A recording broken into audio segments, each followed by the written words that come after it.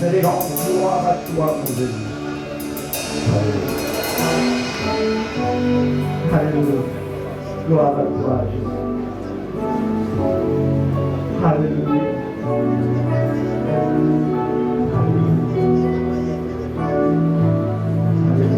Parole à toi, Jésus. Qui est comparable à toi, l'Éternel. Alléluia. Oh Jésus, tu es digne d'être aimé, tu es digne de gloire, tu es digne de magnificence. Gloire à toi, l'agneau de Dieu. Alléluia. Chantons gloire,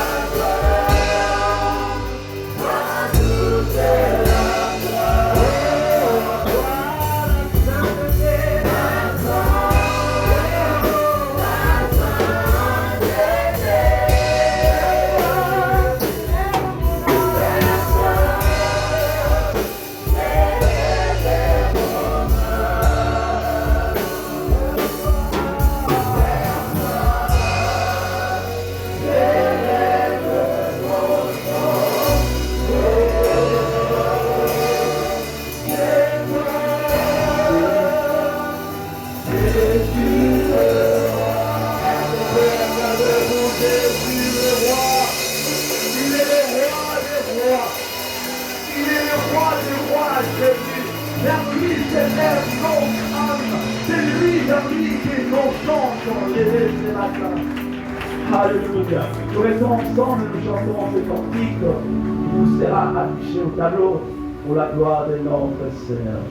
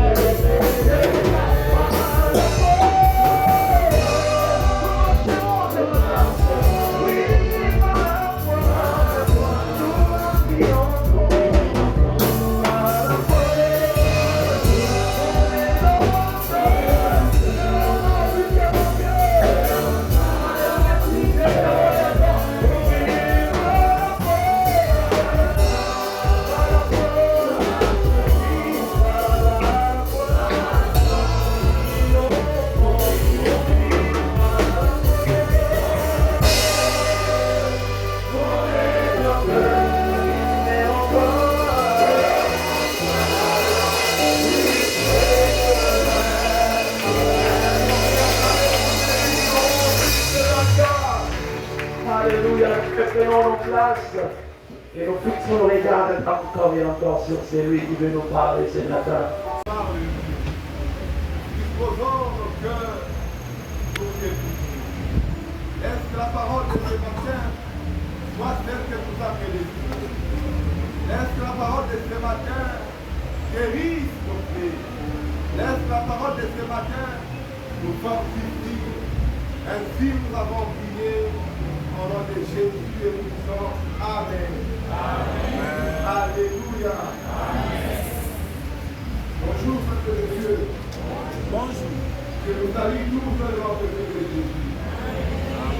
que les gars servent de compagnie, de gauche, de droite. Ils font la charge de partager avec vous la parole du Seigneur. Je vous dis merci pour qui êtes là ce matin et je prie que le temps que nous allons passer au Seigneur soit un temps qui va nous rapprocher du Seigneur, soit un temps qui va nous attirer la grâce, la bénédiction de la part du Seigneur. Je prie que le temps que nous allons passer au Seigneur soit un temps merveilleux. Alléluia. Amen. Nous allons lire en tarder au livre, dans le livre des Actes des Apôtres, chapitre 9. Nous allons lire le 20e et le 22e verset.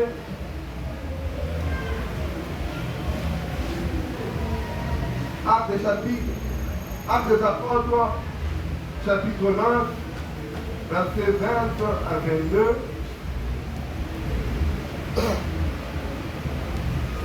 Je vais lire ce qui suit.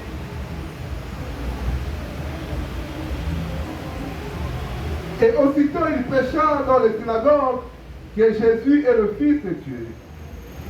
Tous ceux qui l'entendaient étaient dans l'étonnement et disaient, n'est-ce pas celui qui persécutait à Jérusalem ceux qui invoquaient ses noms?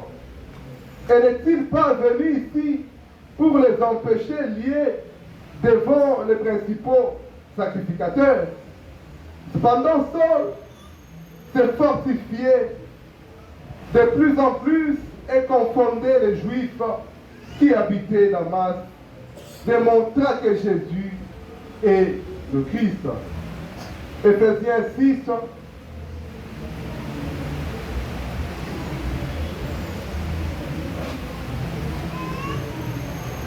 Nous allons essayer de lire 3 lettres de Paul afin de comprendre quelque chose. Éphésiens 6, 19 à 20. Il est écrit, priez pour moi afin qu'il me soit donné, quand j'ouvre la bouche, de faire connaître hardiment et librement le mystère de l'Évangile, pour lequel je suis ambassadeur dans le ciel et que j'en parle avec assurance, comme je dois en parler. La deuxième lettre, c'est la lettre aux Colossiens, le chapitre 4, le verset 2 à 4.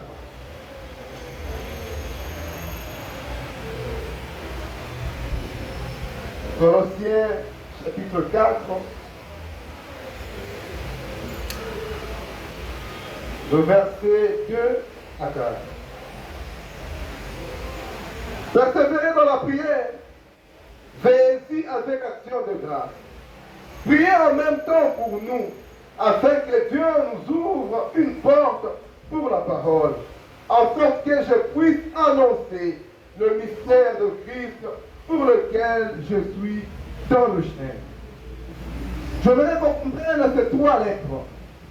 La première lettre, il s'agit de la lettre aux Éphésiens 6, 19, 20. Je réitère la lecture. Priez pour moi afin qu'il me soit donné, quand j'ouvre la bouche, de faire connaître hardiment et librement le mystère de l'Évangile, pour lequel je suis ambassadeur dans le ciel, et que j'en parle avec assurance, comme je dois en parler. Colossiens 4, 2, 4 nous dit, persévérez dans la prière, veillez avec action de grâce. Priez en même temps pour nous, afin que Dieu nous ouvre une porte pour la parole, en sorte que je puisse annoncer le mystère de Christ pour lequel je suis dans le chêne. 2 Thessaloniciens,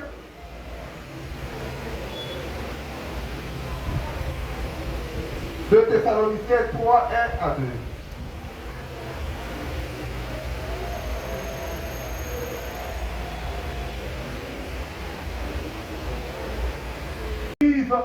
Il persécutait les disciples, il persécutait les apôtres, il persécutait quiconque pouvait s'élever pour parler au nom de Jésus. On nous dit un jour il était sur le chemin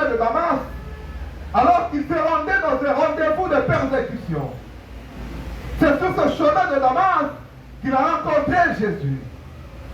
Après que cette dernière rencontre Jésus, il a reconnu tantôt, à peine que Jésus était réellement le Seigneur qui persécutait. Qu'est-ce qu'il a fait? Il s'est converti. Après sa conversion, apôtre Paul, toute sa vie était caractérisée par deux choses. La première chose qui caractérisait sa vie après la conversion, c'est vivre Christ.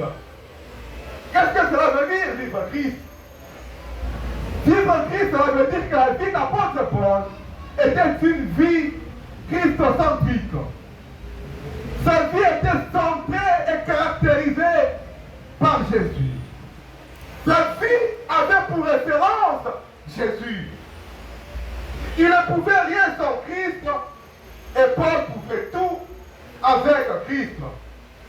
Jésus était devenu la référence de toute sa vie. Il a redéfini sa priorité à ce qui réjouit le cœur de Dieu. Avant, il était un persécuteur. Il persécutait l'Église, il tuait, il se réjouissait dans cette activité de tuer. Il pouvait se déplacer des kilomètres et des kilomètres pour aller dans un rendez-vous de tuer. Tuer qui? Les innocents qui parlaient de Jésus. Et après, il rencontre le Jésus, que ceux-là qui persécutaient étaient serviteurs. Il s'est dit réellement, tu es Seigneur. Il s'est converti, il s'est donné à lui. Et après, il s'est décidé de réjouir le cœur de Jésus. Il s'est décidé de vivre pour plaire à ce Jésus. Il a redéfini tout ce qui était sa priorité en réjouissant le cœur de Jésus. Quand nous le savons, Dieu est réjoui quand nous lui gagnons les âmes. Quand une âme est convertie, il est dans la joie au point d'organiser une grande fête au ciel. Et alors, parce que le salut des âmes était ce qui réjouissait le cœur de Dieu, il s'est dit, je dois me lancer dans cette mission. Je dois accepter l'appel que le Seigneur me donne bien après ma conversion. La deuxième chose qui caractérisait la vie d'apôtre Paul, c'était communiquer Christ aux autres. Bien-aimé dans le Seigneur, après sa rencontre avec Jésus, toute sa vie depuis sa conversion est marquée par un ardent désir de communiquer Christ aux autres. Paul a rencontré Jésus sur le chemin de Damas. Il a reçu Jésus. Après avoir rencontré Jésus, après avoir reçu Jésus, il n'a pas gardé Jésus pour lui-même. Il a rencontré Jésus. Il a reçu Jésus. Il s'est converti à lui. Mais après avoir eu Jésus dans sa vie, il n'a pas gardé Jésus pour lui-même. Il s'est dit, le Jésus que j'ai rencontré sur le chemin de Damas, je dois lui partager avec toutes les personnes qui ne lui connaissent pas. Toi et moi également avons une fois rencontré Jésus, d'une manière ou d'une autre. Je ne sais pas quel était pour toi le chemin de Damas. Je sais au moins quel était pour moi le chemin de Damas où j'ai rencontré mon Jésus. Mais tout ce que je sais, toi et moi, tous qui sommes ici, avions un jour rencontré Jésus d'une manière ou d'une autre. Mais après qu'on ait rencontré Jésus, qu'avons-nous fait de ce Jésus? Les garder pour nous-mêmes et nous nous réjouissons de dire Jésus est mon Jésus. Paul ne s'était jamais réjoui de dire que Jésus était son Jésus. Il a voulu que le Jésus qu'il a rencontré sur le chemin de Damas ne soit pas son Jésus, mais soit notre Jésus. Soit le Jésus pour tous. Et pour que le Jésus soit un Jésus pour tous, que devait-il faire? Il devait le partager aux autres. Il devait le partager à ceux-là qui ne lui connaissaient pas. Il devait le partager à ceux-là qui ne rêvaient pas. Mais toi et moi, nous sommes dans le Seigneur, ça fait 10, 15 ans, 20 ans, c'est glorifié même avoir 20 ans dans le Seigneur. Mais 20 ans que tu as rencontré Jésus, tu l'as partagé à combien de personnes? Tu l'as partagé à combien de personnes? Tu te réjouis parfois de donner 10 dollars à quelqu'un, de partager ton argent, de partager tes véhicules, de partager le bien matériel que tu as. Mais ce que tu as de plus précieux, le salut que tu obtiens par Jésus, tu veux le garder pour toi-même. Paul se réjouissait de partager Jésus avec les autres. Bien-aimés dans le Seigneur, lisons les épîtres de Paul, lisons toute la Bible, nous nous rendons compte à peine que Paul était un évangéliste efficace et incontestable. Il était un évangéliste efficace et incontestable. Partout où il allait, les gens étaient sauvés par sa prédication, disant avec certitude que Jésus est Seigneur, Jésus est Sauveur, que Jésus est réellement le Fils de Dieu. C'était sa prédication, que Jésus était Seigneur, que Jésus était Sauveur, que Jésus était réellement le Fils de Dieu. Oui, il était certain, voilà pourquoi il pouvait le dire avec audace. Toi et moi sommes certains que Jésus est réellement Seigneur, que Jésus est réellement Sauveur, que Jésus est réellement Fils de Dieu. Nous le disons parce que nous sommes juste chrétiens, nous sommes convertis, nous sommes chrétiens, alors on peut le dire avec tâtonnement que Jésus est Sauveur, avec tâtonnement que Jésus est Seigneur, avec bien des doutes que Jésus est le Fils de Dieu. Mais pour Paul, ce n'était pas avec tâtonnement, c'était avec certitude, c'était avec assurance que Jésus était réellement Seigneur, qu'il était réellement Sauveur, qu'il était réellement Fils de Dieu. Avions-nous aussi cette certitude que Jésus est ce que nous confessons? Que Jésus est réellement ce que nous déclarons qu'il soit. J'aimerais te rassurer ce matin que Jésus est réellement Seigneur, que Jésus est réellement Sauveur, que Jésus est réellement Fils de Dieu. Alléluia. Bien-aimé dans le Seigneur, Paul étant un grand évangéliste, un évangéliste incontestable, il a vécu la réussite, il a vécu le succès, il a vécu un grand impact dans l'exercice de son ministère. Paul a vécu le succès, il a vécu la réussite, il a vécu un grand impact dans l'exercice de son ministère. J'aimerais qu'on retienne ce que j'avais dit le vendredi, que chaque réussite, chaque succès ou encore chaque impact ne sont pas le fruit du hasard. La réussite, le succès ou l'impact, peu importe le domaine, n'est pas un fruit du hasard. Toute personne qui réussit, toute personne qui rencontre, qui vit l'impact dans un domaine quelconque, croyez-moi que derrière cet impact, il y a un secret. Derrière ce succès, il y a un secret. Paul également, qui a vécu le succès, qui a vécu l'impact, derrière son succès, derrière sa réussite, il y avait un secret. Il y a toujours un secret qui constitue la base de la réussite et le succès de tout temps, peu importe les domaines. Je réitère, il y a toujours un secret qui constitue la base de la réussite et du succès de tout temps, peu importe les domaines. Paul avait du succès, il a vécu l'impact incontestable dans l'évangélisation. Il y avait aussi le secret qui a fait à ce que l'apôtre Paul vive cet impact. Ce n'est pas le fruit du hasard.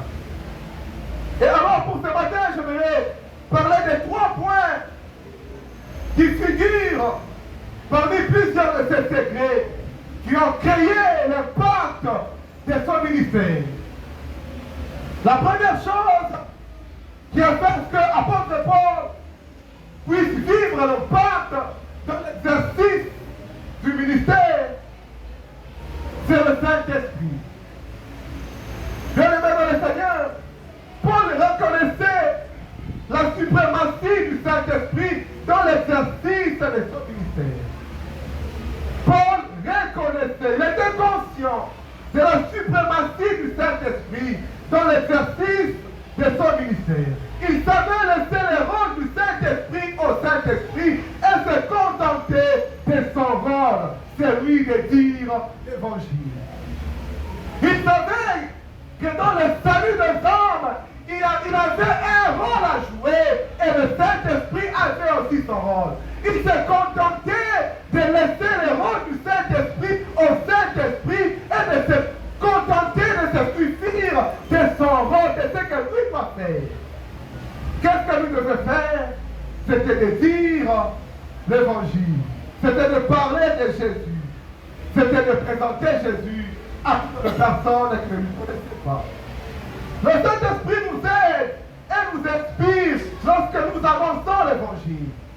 Paul aussi voulait être inspiré par le Saint-Esprit. Il voulait avoir le bon juste au travers du Saint-Esprit. Voilà pourquoi il pouvait respecter le rôle du Saint-Esprit, lui laissant sa place. Le Saint-Esprit joue aussi un très grand rôle, celui de convaincre, de toucher les cœurs de toutes les personnes que nous évangélisons. Il n'y a pas de conversion sans la puissance du Saint-Esprit. Il n'y a pas la conversion sans la puissance du Saint-Esprit. J'ai aimé l'humilité de Paul qui s'est dit, si je prêche, ce n'est pas de la théologie, ce n'est pas les choses que j'ai apprises auprès de mon maître Gamaliel. Ce sont les choses qui découlent de ma relation parfaite avec Jésus. Ce sont les choses qui découlent de mon intimité avec le Saint-Esprit. En d'autres termes, il voulait nous dire que toutes ces choses qu'il pouvait communiquer avec certitude découlaient d'une certaine révélation.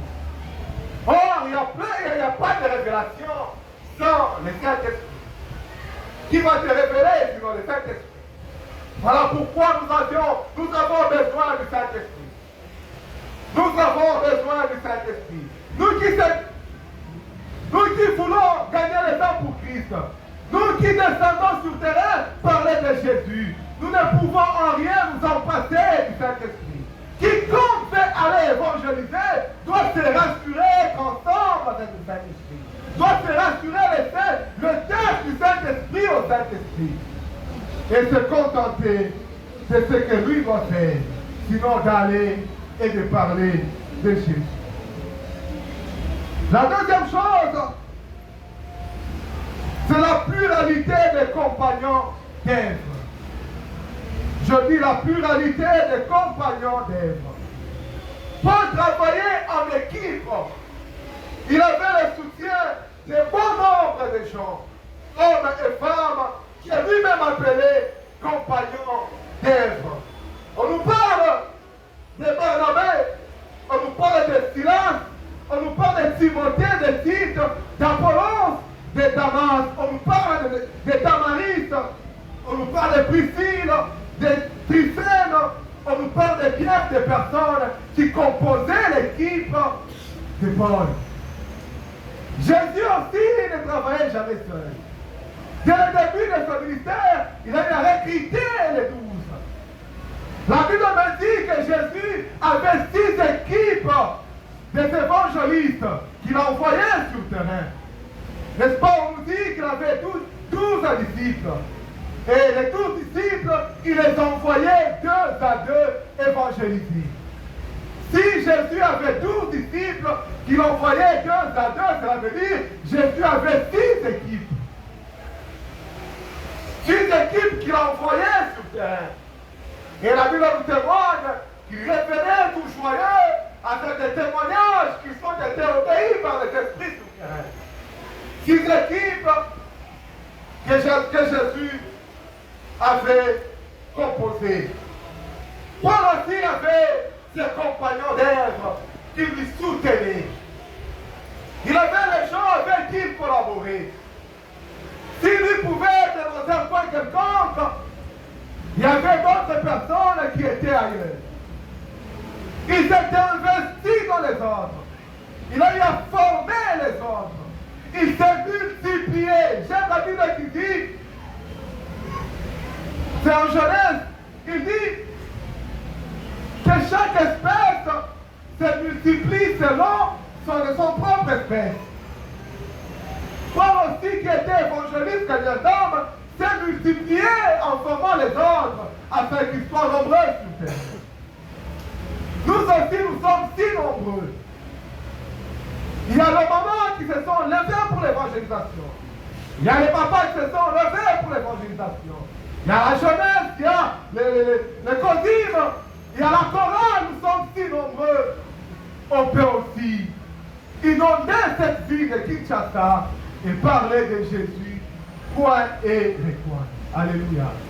Nous sommes assez nombreux.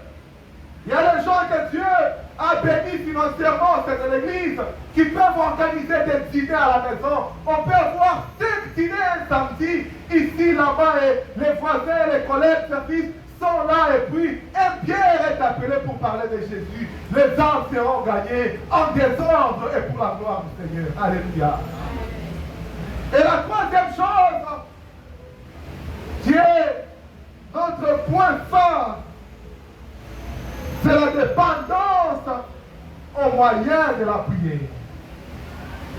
La dépendance au moyen de la prière. Bien-aimés dans le Seigneur, la prière est un grand secret de Paul dans la conquête des âmes.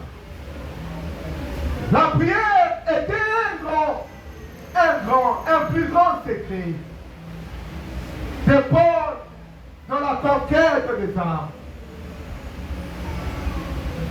Il pouvait tisser une meilleure relation avec le Saint-Esprit que par la prière et dans la prière. Il pouvait se revêtir de la puissance du Saint-Esprit qu'au travers de la prière. Il pouvait enlever son passé du Saint-Esprit de la prière si il va vouloir une intimité avec le Saint-Esprit. C'est vouloir une meilleure communion avec le Saint-Esprit. C'est accepter de passer bien de temps dans la prière. Celui qui se veut une intimité avec le Saint-Esprit, qui se veut une puissance du Saint-Esprit, qui se veut de l'impact du Saint-Esprit, il va accepter de lui chercher dans la prière. Paul était un homme de prière et pouvait conseiller aux autres la prière. Voilà pourquoi j'ai voulu qu'on lise les 3 lettres de Paul qui nous répétaient la même chose. Paul se retrouve en prison, enchaîné. Il se dit, je suis en prison, je suis enchaîné, c'est mon corps qui est en prison.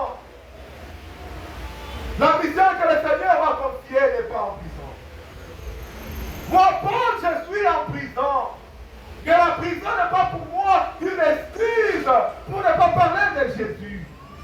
La prison n'est pas pour moi une excuse. Ça peut sembler une excuse devant les hommes. Tout le monde sait que je suis en prison. Il faut le comprendre. Mais Jésus sait bien aussi que tu es en prison. Mais lui ne te comprendra pas. Pour lui, il attend voir les résultats de la mission qu'il t'a confiée. Il attend voir le produit de la mission qu'il t'a confiée. J'ouvre une parenthèse. Paul qui était en prison se souciait de l'évangélisation. Il était en prison, se souciait du salut des âmes. Mais toi et moi, nous sommes libres. On s'en fout de toutes ces personnes qui se perdent. Nous sommes libres de partir partout et parler de Jésus en toute liberté. Mais on ne le fait pas. Ici, Paul qui est en prison se ici. Il s'est brisé la joie. Il s'est brisé la paix. Pourquoi? Parce qu'il reconnaissait la grande mission qu'il a reçue. Pas au travers des apôtres, mais une grande mission qu'il a reçue pour de Jésus qui est le Maître. Nous avons aussi la même mission. Et cette mission ne nous vient pas des hommes. Cette mission vient de Jésus. C'est lui qui nous a dit, allez faire de toutes les nations mes disciples. J'aime ce qu'il ajoute. Il dit, de la même manière que le Père m'a envoyé, moi également à mon tour, je vous envoie. Le Père l'avait envoyé, il a été obéissant, il est venu, il allait de lieu en lieu, parler du royaume. Et à son tour, il nous envoie aussi. Qu'est-ce qu'il attend? Il attend voir son obéissance se caractériser en nous. L'obéissance qu'il a fait preuve à l'égard de son Père, c'est ce qu'il réclame de toi et moi. C'est ce qu'il réclame de nous deux. Il nous veut sur le terrain, parlant du royaume, parlant de Jésus, parlant du salut. Bien-aimés dans le Seigneur, j'aimerais m'arrêter pour dire quelque chose. Que si apôtre Paul pouvait envoyer une même lettre à beaucoup de gens, on nous dit qu'il a envoyé la même lettre à ceux de 16. Il a envoyé la même lettre aux Colossiens. Il a également envoyé la même lettre aux Thessaloniciens. La même lettre. Il en a envoyé à 3 groupes de ses compagnons. Parce que la lecture que nous avons faite ici nous parle de la même chose dans toutes les 3 lettres. Cela veut dire qu'il a multiplié une même lettre pour 3 destinations. Disons la même chose. Qu'est-ce qu'il leur disait dans la lettre? Priez pour moi, afin qu'il me soit donné, quand j'ouvre la bouche, de faire connaître hardiment et librement le mystère de l'Évangile. Paul reconnaît que l'Évangile est un mystère. Parce que c'est un mystère. Pour que l'auditoire comprenne ce mystère, Dieu doit leur ouvrir l'intelligence. C'est Dieu qui doit leur donner la sagesse de comprendre le mystère que Paul les annonce. Quel est le mystère? On nous dit que l'évangile, la prédication de la croix, est une folie pour ceux-là qui périssent. Mais pour ceux qui sont en Christ, c'est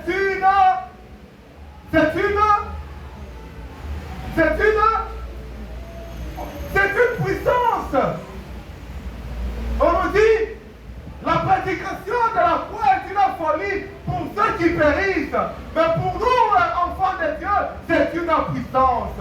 Il savait que ça serait une folie de présenter l'évangile, la prédication de la foi, sans que le Saint-Esprit puisse illuminer les yeux de ceux-là qui l'entendent.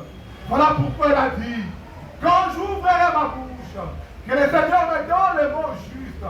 Quand j'ouvrirai ma bouche, que le Seigneur accepte de faire comprendre quiconque va m'écouter, qu'il comprenne ce mystère, afin qu'il croie et qu'il soit sauvé. Bien-aimés dans le Seigneur, Paul était un grand évangéliste. Il a rencontré le succès. Nous aussi, nous disons évangélistes, nous voulons gagner les âmes pour Christ. Le plus grand secret, c'est collaborer avec le Saint-Esprit. Le plus grand secret, c'est cultiver notre intimité avec le Saint-Esprit au travers de la prière. Alors, j'aimerais finir cette prédication en te disant ceci. La prière est demeure vitale pour l'évangélisation. Je réitère, la prière est demeure vitale pour l'évangélisation. Nous voulons évangéliser, alors soyons des hommes et des femmes de prière. Gagnons d'abord les hommes dans la prière et après les avoir marquer dans la prière, allons-y maintenant sur le terrain et le Seigneur va nous donner toutes les hommes qu'il nous a donné en prière sur le terrain. Que Dieu bénisse sa parole. Amen.